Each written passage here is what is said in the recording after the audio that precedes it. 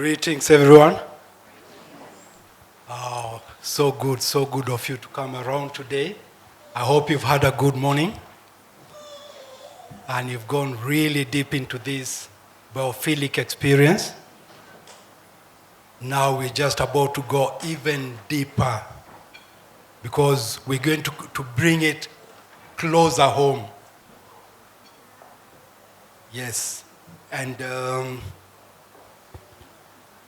first of all, I would like to introduce myself. And once again, as you've heard, I'm Githaka Karuri. And I am nature. Anything you might think about nature, that's what I am. Nature as a regenerative experience. So regenerative agriculture, regenerative building, regenerative social interactions, regenerative everything. From here, I'm going to introduce my panelists. So it's a very eminent set of panelists. Starting from my right here is Thuo, also known as Sanjotz. Thuo is an architect, the census architect. And his organization is the Census Architect, G Architect, graduate architect. Thuo is an advocate for health, well-being, and neurodiversity, inclusive design. Samuel brings a thoughtful and inclusive approach to architecture, centering sensory experiences and human well-being. We are honored to have his voice here today. Karibu sana Kakadhuo. And our next panelist is Njeri herself. Njeri is a regenerative systems thinker and designer. She is many things all at once. She's a grower, a gardener, designer, teacher, poet, healer, doula,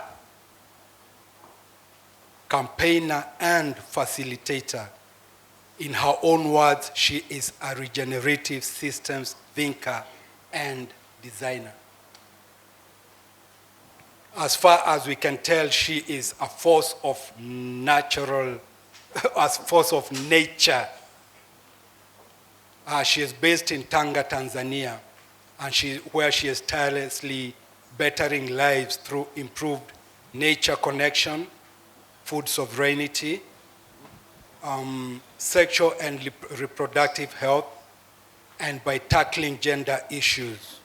But at the heart of her work is nature as a source of physical and mental health, but also as a teacher whose principles and systems can inspire the way we organize and relate to each other and live our lives. Give it up for Kai and Thuo, please. Karibuni sana, karibuni sana. Now, our topic for this panel is to explore how sensory experiences, natural cycles, indigenous knowledge, and sacred traditions can be inspiration for our built environments. Before I take you to our panelists, we're going to have this discussion. It's a 1-hour session. And then at the end of session, we'll have about 10 minutes for your participation through questions. And I really, really encourage you to be an active part of this conversation, if you will. Thank you. Now, let's start our panel questioning. And we start off with Kai. Kai, tell us a bit about your understanding of sacred space, and maybe give us part of your lived experiences around that. Yeah, you can hear me. So sacred space, I really think when it comes down to it, it comes to the quality of presence you come into a space with. Because if we were to be shown a time lapse of where we are right now from 10,000 years ago, we just get a time lapse up to now.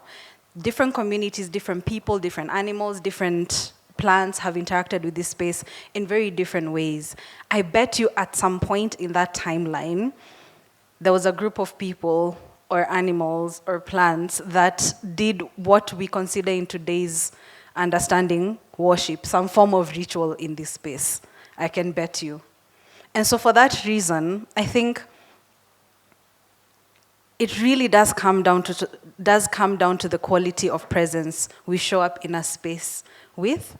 That determines what we are noticing about ourselves, what we're noticing about the space we occupy, and how those two, the internal awareness and the external space, are interacting with each other. And if that's not what sacredness is, I don't know what it is. Because that means we catch as much as our senses can offer. And then from that point, now speaking as someone who does design as well, it is that kind of awareness that I bring into my practice. Because what I see, what I catch, what my senses can detect, then determines how I want to guide the flow of light, how I want to guide the flow of movement through a space. If that's not sacredness, if design is not ritual, if how we occupy space is not ritual, I don't know. Oh, thank you, Kai. And let's carry on with Kaka Thuo. Tell us a little bit about the body as a sensing tool for sacred space. Good afternoon, everyone. That's a very deep question for an architect. It should be directed to a neuroscientist. But I'll do my best to try to answer it from an architectural point of view. I think what Kai has said, that how we design spaces so that the senses can get to catch the various sensory stimuli. And I'd like us to engage us in a small activity. You can take a deep breath. Close your eyes if you're comfortable with that, and ask yourself, what smells are in this space? What scents can you detect? What sounds or noises you can listen to? Listen to the sounds in this space and how they make you feel. Ultimately, how does that make you feel? Does it make you feel safe, relaxed, comfortable? That's the role of the body. Thank you for that. There's a famous architect called Juhani Palasma, and he says that architecture is the reconciliation between our bodies and our environment. And that reconciliation, that mediation, happens through our senses. And so some theorists have argued, even in kindergarten we were taught we have 5 senses. Some architects have argued that we have 7 senses, others 33, 21. And so the role of design is to create sensory stimuli that, so that our bodies can connect with nature, with the built environment. Maybe I can stop it there for now. We'll continue with that thought in the next few questions. Thank you, Kaka Thuo. Now, Kai, the womb as the original architectural design. So to give you some background, he mentioned that I'm a doula. I work with birth a lot. Just a few days ago, I think last week, I probably saw way more placentas than most of us have seen in their lives. And it's a space that I love to work in for many, many reasons. But it's a space that has really contributed to my design mind. I think the womb truly is our first home. As we acquire these forms, we're incubated in that space.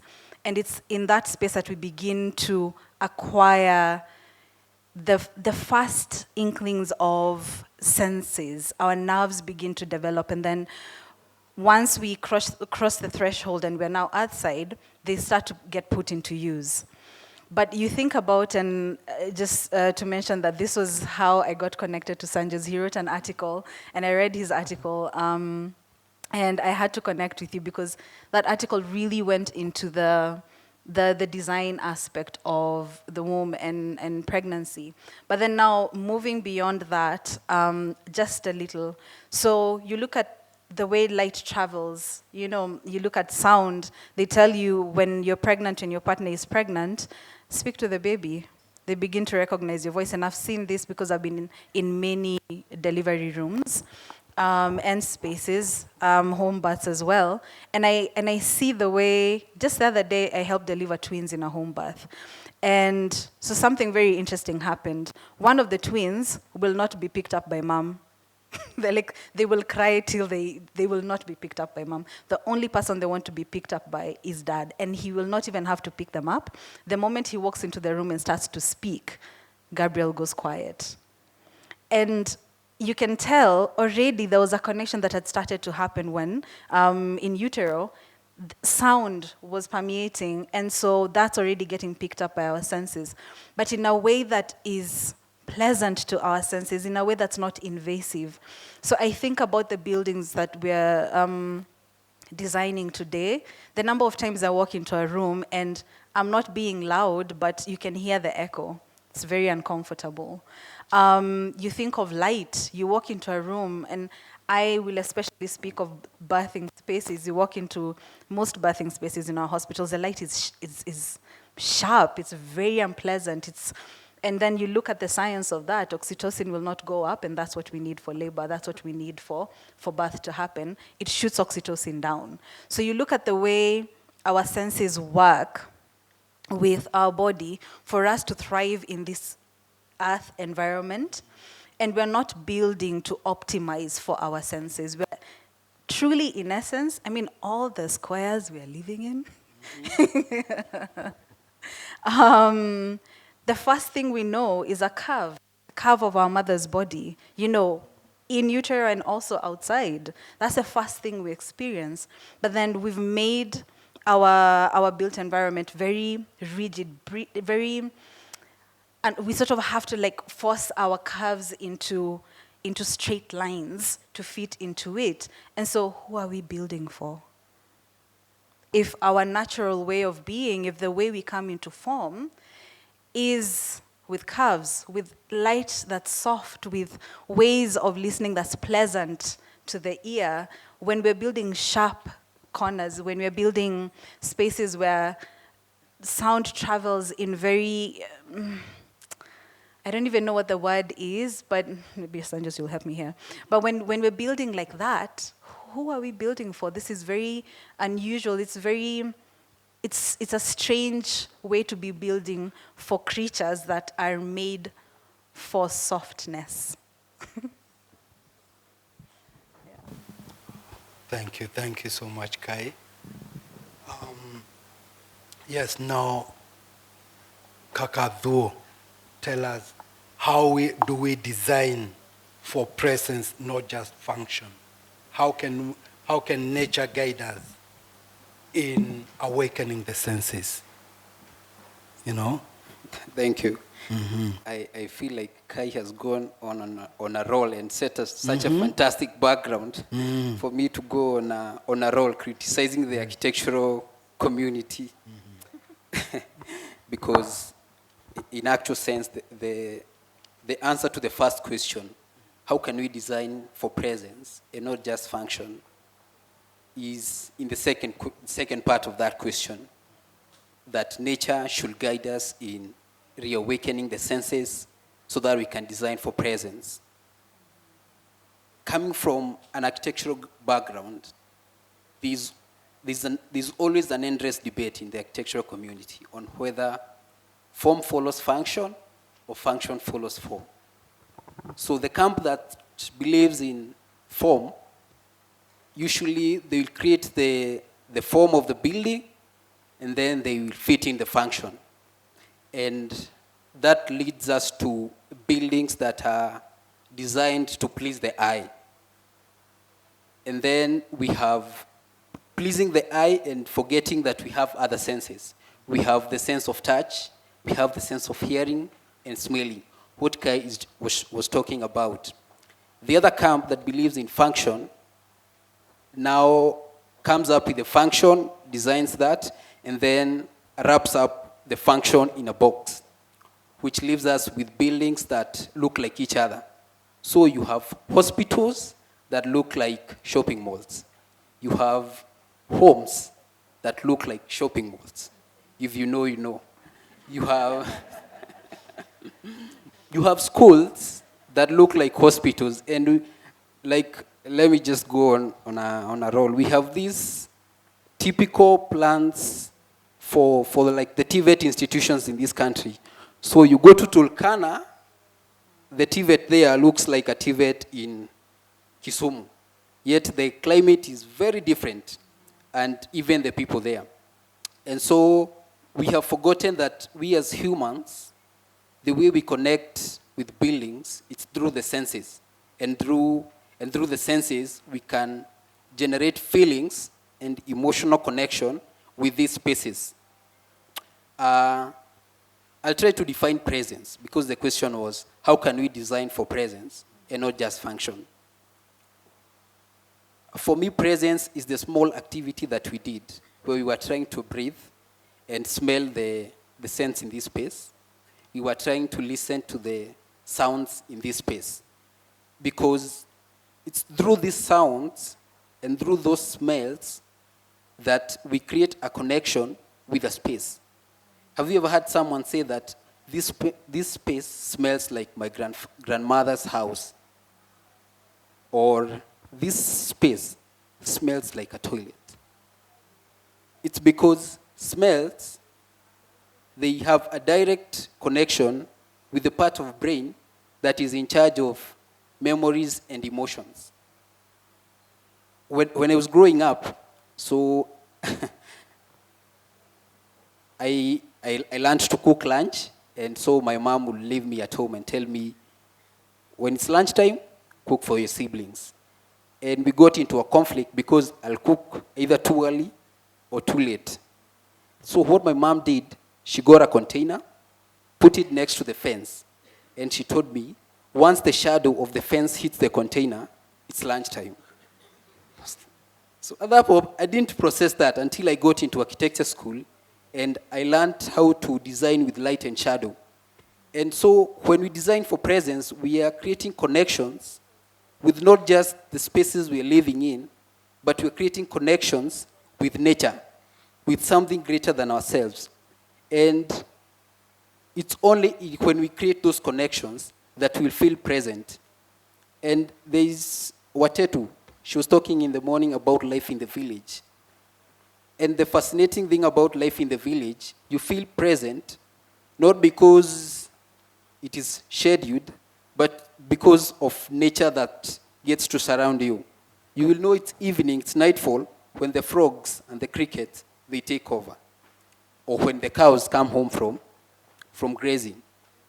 You know it's morning when there's those fantastic sunrise. You know it is the rainy season when the smell of the soil. It's this, the captivation of the senses connects us and creates that presence. And if we have presence, we must have absence. I felt absence when I came to the city, like Watetu was rather complaining in the morning, which is quite true, because in the city, I'll wake up and you're surprised it had rained last night. And that was the disconnection that you usually have in the city. For the second part of the question, where you were talking about how can we learn from nature to reawaken the senses, personally, I believe that nature, and that's the reason why we're here, is the best multisensory design. In terms that nature captivates all our senses in a holistic and balanced manner that architects designing buildings, they are failed to replicate. We are focused on the eye, we're forgetting to design for the other senses through use of like natural materials. Because the good thing about natural materials, other than conserving the environment and the climate change, they age in a manner that tells us time.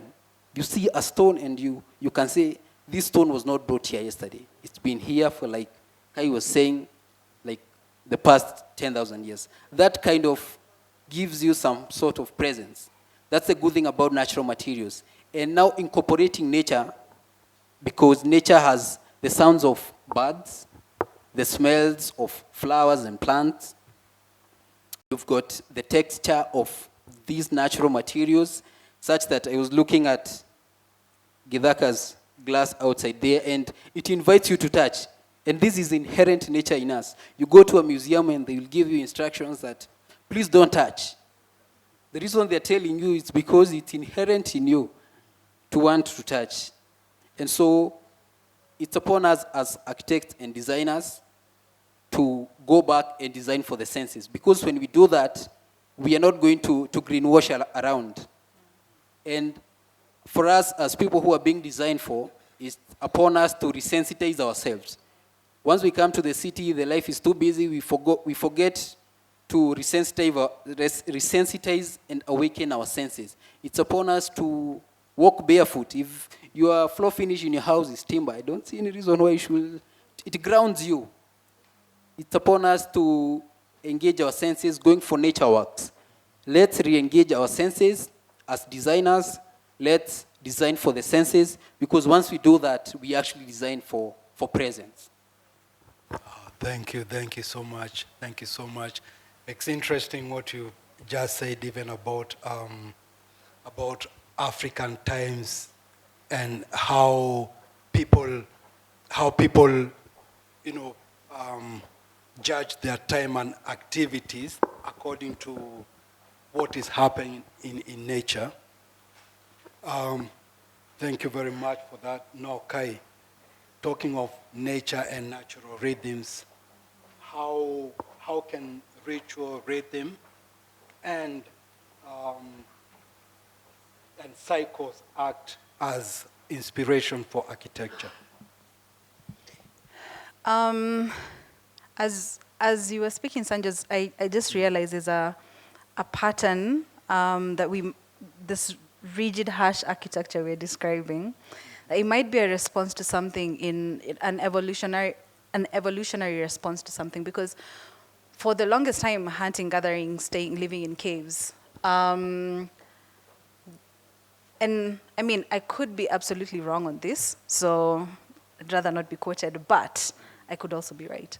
And I think that we got to a point where after existing so long, feeling no sense of control over our environment. The only thing we could do with rain is hide from it. The only thing, and we've slowly evolved into a point where now we feel like we're in control. So what do? Now we can control how much we're touched by the environmental factors. It's really, really hot where I live. It's hot and humid. just about all the time. So as soon as I can, I want to be somewhere a little cooler. And now we're at a point where we can control, we can control these things. And so we build to control. We build, I believe, from an evolutionary state of fear. Because we came from a place of being so without that control that when we arrived to, oh, wait, we can make fire. Okay, what else can we do? So how can we control the elements? And then we started to construct in a way that was, like a feast in the air to the gods of, oh, you thought you can finish us with the stones. Look, we can make roofs. And I think now thinking about that, I wonder, if we're not building from that place of throwing a fist, at the gods and that response to fear, and then wanting to control our environment, if we're building from a place of, okay, the first membrane we experience is the uterine membrane, and then, we acquire all the layers of membrane that make up our skin, and then I would imagine that the very first time we constructed something, we imagined it to be the next membrane outside of our body that then protects us, because this membrane protects us from bacteria, unwanted bacteria getting into our body. It does serve a purpose. So then the next membrane, becoming our lived environment, protects us from this and that, contains our aspirations and our expressions within a space that we come to call our own. So if we think of it as a membrane, our bodies have cycles. The womb has cycles. If we are then extending that awareness, that knowledge into our lived environment, our built environment, then we cannot not be aware of the cycles within which we exist. We have to be aware of the cycles of time, the cycles of productivity, the cycles of birth and rebirth, death, as Roberta was talking about earlier. And when we're aware of that, then we're constructing for that. We're designing, developing our next membrane of our built environment from that awareness. And then that means we have to honor this knowledge. We have to honor these factors, because otherwise, as was said before, we're building lived spaces that do not decay well, that do not then contribute to these same cycles that we are part of, that we contribute to, that we are bound to by our mere existence on this planet. So how do we study, and again, not from a place of fear and that reactionary, oh, I can control this now, but from a place of, these cycles are here, they come with the planets that we landed on. Okay, so how do we build in a way that honors our ability to live in these spaces, honors the kind of ancestry we then are, and how we contribute to this planet. And also, I think, is an expression of our curiosity and our creative capacity beyond expressing might. I think we've expressed enough might, in terms of our built environment. We've expressed enough of that, power of, I can do this, I can revolt against the environmental factors. So what if we say, okay, sawa, this time of the year it rains, it gets hot, it gets cold, it gets, all of these things, it's all of these cycles. How do we build in collaboration with them, as opposed to in fight against them? And so when I think of building for and with our, natural cycles, all the ones that I've named and others that I haven't, those are the questions that I ask. What does it look like to be in collaboration, to be in honoring of those cycles, as opposed to expressing might and power over them? Can I support that? Please. Wow, I think that's very powerful, because I strongly believe that what you have said, that we have been designing ourselves and shielding ourselves away from the natural cycles and just the rhythm of nature around us. So when I was growing up, one of the most best memories of presence was when it was about to rain. Because in the village, our house was like, where we live, it's surrounded by hills. And so when it was about to rain, we'll go outside and we'll see the rain coming from like from the hills. We'll see it coming, the white, you see it coming. At first we're just seeing it, and then you start hearing the sound, and then it hits the iron sheets. And then you're like, poof. So for a moment you just feel the presence. And it happened the other day in the city. It was about to rain. I went to the rooftop to unhang the clothes, and all of a sudden I felt, I heard those sounds of rain coming. You know, in the city, you don't see the rain coming. You just feel it raining. Boom, it has rained. And so the challenge with, like she was saying, the challenge with the modern architecture is we've really designed ourselves away from the rhythms of nature. And it's time we incorporated those natural rhythms into our living systems. The urban environments, everywhere you go, it's cabro, there is no grass. You're never connected to the smell of soil. You're not seeing even the ants coming out of this the soil when it's the rainy season. So I feel like it's about time we incorporate those things into our living systems through like the natural materials, creating systems that we can know when it's raining. We are not sealing ourselves in these boxes from the natural systems. Because once we are the moment we feel connected to nature, I think we start living, like she was saying in the morning, the cortisol levels, they go down. Our levels of productivity, they go up. Our levels of creativity, they go up. Our immune levels, they go up. But once we are living in these boxes, that's why we need all these medicines. We need the AC. Why do you need AC in Africa? Thank you. I'd like to add something to that, because you can't talk about rain and not talk about the smell of rain. You know, it's it's one of those little, depending on who you're talking to, it's one of those little sensorial pleasures that we get. Just the smell of rain, petrichor, it's such a beautiful thing. And we've built an environment so that, I mean, you're in your office, it starts to rain, and then we're all panicking. Tuko kwa jam for sijui how long. And if, I mean, like you're saying, if you've watched rain come towards you, anything you needed to do in preparation so that by the time it's hitting you, you've done by the time it's arriving at your door.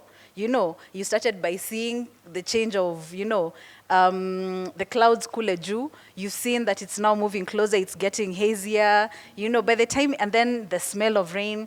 By the time it's arriving at your door, if you had things outside that needed to come inside, they're inside. If you had things inside that needed to go outside, they're now outside. If you've been able to take care of yourself. But then the way we're building now, hiya, it's raining. I was supposed to go home at this time. Now we're all stuck in traffic for 3 hours. You know, it's there's something that I really have a lot of appreciation for human genius. But at times I think about human genius and I'm like, we think too highly of ourselves. All right, you've heard that. Now I'll come back to you, Thuo. Now that we have talked about, nature and nature cycles, what lessons does nature and indigenous knowledge hold for sensory experience? I don't know what to say because I feel like that's what we have actually been discussing. But maybe what I can say is that I think for designers, for architects, like she's saying, I think sometimes we overrate ourselves. I think it's time to be humble. It's time to be humble and accept that God is the ultimate designer. And it's time to start learning from nature, from the inherent experiences that we humans crave for. I don't know if I can give an example, but I'll say that when we were talking about memory, that the reason we desire the sounds of nature is not because we've just started existing the other day. It's because these are experiences and memories that are subconsciously coded in our DNA and our memories. And so, if we are designing for humans, if we are designing for people, the best thing we can do is we need to study people. We need to understand what do people need. And we have the marking scheme, and that's nature. So it's not like it's a lot of work. It's just accepting that this is what humans want. They want those sensory experiences. They want to be connected with their buildings. They want to be connected with their places. How are we going to give them that? I really liked it when Victor in the morning was talking about giving people curves. And Kai here talks about that from the moment you are not even born, the first thing you are used to is the curve. Why do you want to give people a straight line? And the challenge with architects, other industries that deal with design are already embracing this kind of knowledge. The place where it's lagging, it's in the architecture industry. If you have an iPhone, you really get, in its icons, you really get straight things. Because Apple, they have one of the best designers. It's because once we have those curves, those soft things, those organic features, subconsciously, you are not in control. Subconsciously, you are attracted to it. So it's for designers and architects to be humble. And I'd like to add that you've talked about designing for what humanity wants. I think it's actually what we need. I mean, you think about the pandemic and we were all stuck in our boxes. Do I need to say anything else? Okay, go on. Thank you. Maybe beyond that, you can mention a little bit about, your experience working with a birth center project, the birth center project, and what lessons from what we are discussing that you're applying to all of that, and what you're learning as you go along. So, I mean, the early stages of developing, I call it's a birth center, but I call it the birth forest, because it's going to be a birth center, birthing space, embedded inside a food and medicine forest, which I think brings together my favorite worlds. And so what I'm thinking about, the questions that I'm currently, because I've said, it's early stages. And thinking about design, I think about, I'm really looking at the womb for inspiration, but beyond inspiration for just answers to the question of, in this is one of the most vulnerable times, both vulnerable and powerful times that a human being can go through, a woman can go through. And so how do we make it so that it's safe? How do we make it so that at a primal level, beyond the catharsis and we sit and talk, no. Primal level. You watch animals give birth in nature, look at where they go to give birth. It's usually going to be semi-lit. They know nothing's coming for them there. And the way the architecture of our body is, a lion starts to approach an antelope as it's giving birth, it swallows the baby back up. Our architecture is that impressive. So, but it tells you about how important safety is. So if we're thinking of constructing a space for birth, then looking at how the womb operates, the architectural design, the intelligent design of it, then guides. We need, at that time, as we're experiencing contractions, you need to be walking. You need to be able to crouch. You need to be able to, if you can walk through a space that has plants that just, invite your senses into more calm. If the way the light travels through the silhouettes and the shapes and the bends of the space, then even further rests your system and increases the level of oxytocin in your system, then we'll have more births where the people coming into this world are interested in being in this world in a way that is about thriving, not just surviving. So gosh, that could be a whole day of this, but there's a lot of questions I'm asking and truly taking lessons from birth itself. You look at the connection between the placenta and the baby, and there's several cords inside there. One that takes in the food and the nutrients required, one that takes out the waste. And they run so efficiently that you almost, unless someone tells you this is the one that does this thing, you look at it and you couldn't tell what it is. And the lines are so direct between how we receive nutrition and how we take care of our waste. It's a very efficient system, our body, when it's given what it needs. So how can we then build a space for birth, for social interaction, for thrive, for nutrition in a way that provides a direct line, for nutrition, a direct line for waste disposal, that feels safe to be in, that feels good to be in, a space that you want to actually exist in. What does that look like? What materials are we using? I'm very interested in Super Adobe. Now learning about microtile and building with mushrooms, I'm really curious. Rammed earth. There's so much possibility because these are the textures we know. As a child playing in your early between 0 and 5, it's the amount of soil we've eaten. That's one of the first textures we come to learn. The plants around us, wood. So how do we bring that back? How do we return our memory to that place of safety and open, abundant curiosity that allows us to then step safely into our bodies? Because the moment we step safely into our bodies, then we realize just how much capacity our bodies have and how powerful our bodies are.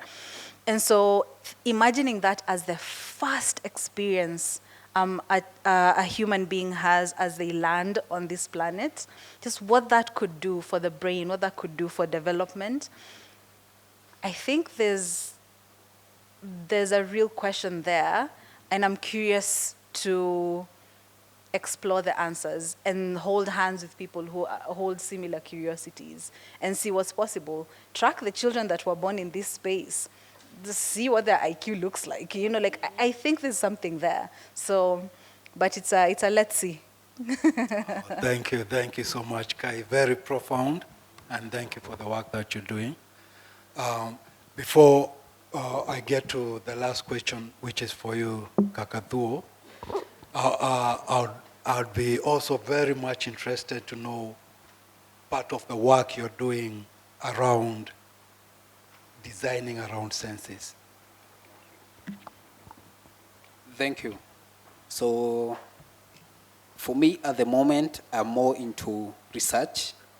I like to call myself the senses architect, and humbly so, because the more I'm researching about this field, the more I get to learn how much I don't know. So my work currently lies more in research, just how senses impact our connection with buildings, our memory with places that we exist in, and how we can recreate sensory experiences that nature offers us. So I haven't had the opportunity to do a real project other than my final year project, which was a museum of senses. I was designing a museum which will cater for all the senses. We are used to museums that are very single sensory oriented. You go there, you are told, don't touch, don't eat, speak, whisper, don't speak too loudly, keeping us in this, muting us. And so I was trying to create a museum that could allow people to express themselves in their full capacity, so that they get to enjoy fully memorable and experiential environment. So my work currently lies in research, and I'm also trying to advocate for this because I believe it is the key to creating healthier and happier environments, and I'm very proud of the team that has organized this conference. Thank you very much. And now this will be our last question to wind this up. We've come all the way from the womb experience. We've spoken about some of the issues that architecture is facing right about now. And we've spoken about some of the things that we need to consider as we go ahead in terms of creating healthy environments. Now, Kaka Thuo, speak to us just a little bit about, our current state of, especially in urban areas, the deprivation of the senses, and contrast that with where we need to be or where we need to go after this. Thank you. During lunchtime, I was speaking to a friend. I was telling her that it's very unfortunate that we all know the affordable housing project that's being done. And I was telling her that there's an unchallenge from the youth, and the unchallenge and the passivity is worrying because it's we, the young people, who are going to raise our families in those houses. And the way they are being done, I'm not sure it's the best way. So anyway, that's a different matter. But we're talking about environment, urban environment, and it's important we talk about that. So when we talk about urban environments, so there are two types of environments majorly. We have the natural environment and we have the built environment. The built environment is what designers and architects and urban planners create for us. From my perspective of sensory experiences and sensory deprivation, the natural environment, as we have said here since morning, offers us what I like to call a balanced sensory diet. We all know a balanced diet. So natural environment offers us a balanced sensory diet. You have sight, you see the rays of sun through the trees or been designed for, through the trees in the forest. We get to experience the sounds of wind, breeze, birds, frogs, crickets, smells of plants, flowers, and everything. We get to, and funny enough, regarding that light thing and sunlight, sun is never the same color from morning to evening. It keeps changing every hour. There's a variety. So that's the natural environment. It offers us a balanced diet. What does the built environment offer us? It's the sensory deprivation. I like to humbly say it's a nonsense experience, nonsense environment, because it's depriving us, it is starving us of these senses. You get into an office from morning to evening, you have artificial light, which is the same color, while on the other side, the reason the sun changes the color from morning to evening is because so that towards the evening, the color of the sun starts to release a hormone that induces sleep. It's preparing you to sleep. But the blue light in your office, it's not preparing you to sleep. And so that's how the urban environment is depriving us of the senses. And the built environment is giving us an unbalanced diet. It is giving us an excess of sight and sometimes sound, and doing much more of, just eliminate the noise. And there's a lot of noise. Let's get rid of that. There are bad smells. Get rid of that. We're just getting rid of bad smells, noise, but we are not designing for that. And that's the challenge for designers and also people to get to experiment with that. Oh, thank you very much, Thuo. Thank you, Kai. Now over to you. Wait, Oh, before we over to them, okay. I'd like to take you into a space Right. for a little bit. It'll be just a few minutes. And so imagine you walk into a space, it's a dome. It's built with earth. And so the sound in there, I'd imagine most of us have been, in a madhouse. So we have a sense of how sound travels in that space. It's, even when you're loud, the decibels are there, but it lacks the harshness. So imagine yourself, you walk into this space, you close the door behind you, and so it's closed. It's an upside down bowl, right? And then you're standing at the center and you start to hum. Hum. You can feel the way already. If you try, just try humming kidogo without like a deep, just do it and tell me how it feels. Just do it. Just go. Mm. Can you feel the reverberation within your body? It's up here, but you can feel it in your chest and in your belly, right? So if you were to look at the skeletal structure of our bodies, so you have the head. Down here, it's almost like a cave, right? Then you travel down the belly, the chest, the belly, then you arrive at the pelvis, another cave, right? You have two caves facing each other and a tunnel between them. So now imagine that in a situation of birth, when we know sounds are made during birth, right? So if the birthing person is humming or growling, it's traveling from the source of that growl or that hum, traveling down this tunnel into the pelvis, into the womb. But then it doesn't stop there. It goes down, it travels up and down into the earth and up into the cave that we're in, the dome that we're in. What happens is you then create a toroidal field where it goes into the cave, and because it's a curve, it goes through the curve, back into your body, out into the curve again, back into your body, and so on and so forth. So what we've just done is we've engaged our next membrane in enhancing the ability. We're basically sort of like creating a sonic massage for the pelvis and for the body that is going through ache and contractions. So that is just one scenario. But imagine if we build for our body's needs like that. That's just sound and the way it travels through our bodies. And what that can do for different scenarios. That's just one scenario. But you think about the healing capacity of that. That's why we have sound bowls and we have like all of these things around sound. So many healing modalities developed around sound. A lot of them that are an almost outside-in method.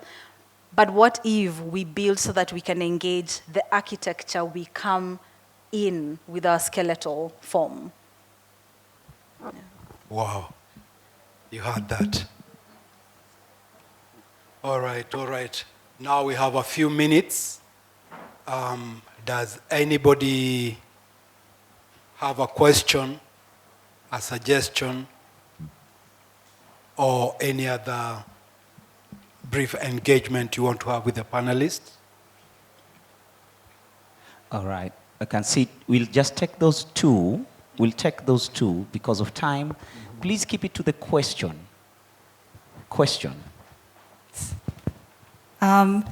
Thank you so much. This was an extremely exciting, engaging, informative, illuminating. I have many adjectives. Wow. I'll go on outside, but thank you so much. It was Close. really, I've learned so much, and I hope to learn even more. I'm very interested in the concept that you brought in terms of the barrier, what is seen now as a barrier between nature and our bodies, actually, that are all cyclical. And then we've brought in some stiff and rigid structures that are non-permeable membranes. Actually, when you said membranes, I went back to some torture in either primary or high school. I don't know which bio class was that. But thank you so much for that. And I wanted to ask in terms of pedagogy and learning, because that's my field a lot, and I feel because a lot of this information is there. A lot of it is there. So in terms of a lot of the storekeepers of our memories, the archives of our knowledge, in a lot of the villages, in our spaces, they still exist. It's disappearing slowly because we are not harvesting as much as we should, and I think we should do more. So I'm wondering to what extent you are both involved in any of that in terms of the work that you do, and also in terms of now passing it down. And I think that's really critical. I mean, in the last session I was listening to, we should have prototypes. Maybe if you have any sessions where you do these things with people, this kind of buildings or these kind of sessions, so that people get the sensory man, really a sense of what it would look like in real life to actually do this. Right? People, I mean, when you talk about birth, I mean, at least the women who I think are the majority here, and the men, I mean, of course, you're here too. I mean, you're here too. But really, but thinking about those connections and why it's so critical for people to learn that they have knowledge. Because as Africans, because of our colonial past, this is very critical. We always think we need to go and be told by some Zungu somewhere. We always feel that knowledge has to come from outside. We never think it's coming. We actually are the repositories of our own knowledge. So for us to be able to be, to acknowledge that, and for it to be really ignited by people who are at the forefront of this kind of things, like you are, I'm wondering whether you are engaging in any of those kind of projects. And lastly, I think it's lastly, yes, lastly, social relations in terms of building for and understanding social relations, because we always build with, I mean, it's so disturbing sometimes when you have to, in a house where you have to go to the toilet, and your father is in the next room, or something, or, a mother-in-law has come and, someone is sleeping with someone in the next room. It's just, we don't build with those kind of social relations understanding. So Sister, please allow them to answer so Okay, no, just those two. I'm done. Yeah. Thank you so much. Okay. Thank you so much. There's been lots of learning. Yeah, my question is to Kaka. Yeah, I know quite a number of people here in the room. You could have allergies, different allergies. So in your research, have you looked into this and how the spaces that are designed with the senses in mind could change this? And in your design, if probably you've done projects, let's say clients having allergies, how have you been able to, in the design, put in strategies that have been able to avert this? Hello. Maybe I can start with that in a very brief manner. He's raised a very important point that our bodies and our minds are not the same in terms of how we sense. That's why we have we are neurodiverse. I've not really dived into that topic, but I understand that what sometimes could be peaceful to someone could trigger someone else. So we have people who are hypersensitive and hypersensitive. People in psychology know that best than I do. And so the goal when you design, that's why when you're designing, when you talk about inclusive design, you're designing for people with ADHD, autism, people with cerebral palsy. How do you design for them? So the thing is, when you're designing for those people, you first need to understand what is their sensory profile. Is this a hypersensitive person? So a hypersensitive person, maybe a flat or a textured thing will trigger them more than someone else. So when you're designing for such person, you need to go back to having smooth things, having surfaces that are smooth. Not having a lot of echoes or sounds, because when it gets too loud, it triggers them. So how do you design with, say, like the microtile that is insulating? You design with such. So you come, when you're designing for a hypersensitive person, you calm down. When you're designing for a hypersensitive person who needs to be stimulated, You have more textures, you create spaces that their sounds get amplified, and that applies for all the other sensory stimuli. It comes to pedagogy. In the University of Nairobi, I'll say there's a lot of research that has been done in terms of the traditional ways of building.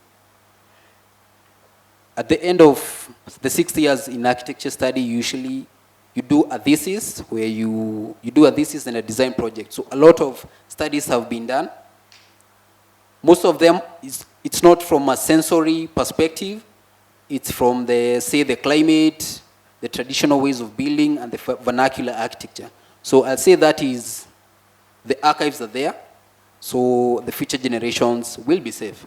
In terms of how the indigenous, our forefathers built in a sensorial perspective, it's not really been done. It's rarely taught in architecture school. In fact, as I mentioned, when you're doing site analysis and you're talking about noises, you're talking about smells, you eliminate them, you don't design for them. So that has not been done, and that's why this is important, because now we can start talking about, we can start having those conversations, and the future is in documenting them and having, someone mentioned having the talk about biophilia design in being embedded into our curriculums. So that's one way to retain that. I can't remember the second question. Maybe I can give Kai to... I won't speak much for the allergy question because I do not have that information, but I will speak for education and learning. I personally exited spaces of formal learning a while back because I realized they were not answering the questions I was asking. And so I went to the spaces that were. And so I've acquired a lot of my skills through apprenticeships, through finding the people who do the things I'm curious about and learning with them, working with them, and acquiring my knowledge and skills that way. And so I then, in any space that I sit as facilitator, teacher, and so on and so forth, I assume I embody archive, and I teach from that place, because I think the thing that has happened over time is that our archives have become the place of, the place for termites and things, and we now have to protect our papers because time and critters get them. What we've had long before papers and documents were living archives. I'm very interested in living archives. How do we build? How do we make music? How do we create art? How do we design our gardens? How do we, all of these ways that we live, how do we do all of them in a way with the understanding that they are going to be archives for the next generation? So yes, there is value in documentation, in having written form, but I'm more curious about that. And so I participate in all sorts of different workshops, all sorts of different things, and I like to make it so if I'm in the design phase of it, I like to make sure it's intergenerational one. That has been my biggest asset in any learning space. Make sure it's an intergenerational space, because then there's a flow of knowledge back and forth. And you can literally have sat in rooms and seen knowledge evolve in real time right now, just because it's being passed freely between generations in a way that we're no longer facilitating with our educational structures right now. So that's some of it, and we can keep in touch, and then we can figure out how we can continue to do that together. And then there's Fezi, you've already heard her. She's doing some really cool work around that with children, and I know there's a couple of us in this group and also outside. Is just figuring out who's doing it and how to support it, because a lot of the times it's not going to look like what we already know, because what we already know is a lot of our educational systems are colonial. They were not built to serve us. They were not built to serve the systems that our ecosystem. So you have to go outside of what we're accustomed to seeing in terms of education to find the true archives of the kind of knowledge we're discussing on this panel, that we're discussing in this whole event. Yeah. All right, ladies and gentlemen, I'd like us to put a pause on that. Please let's appreciate the panelists one more time.